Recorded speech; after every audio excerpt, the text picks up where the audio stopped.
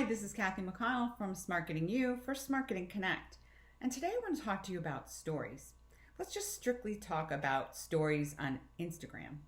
So, are you using them yet? I'm sure you check them out every day. At least I do.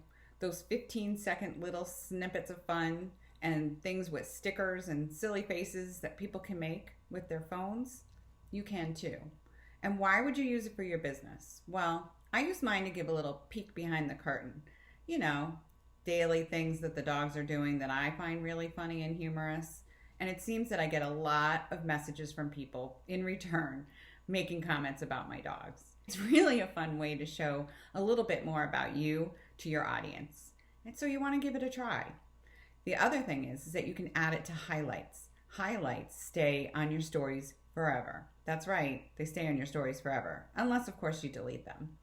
So you can create individual highlights. I have marketing tips, inspiration, daily vlog, fun things like that, and even healthy living.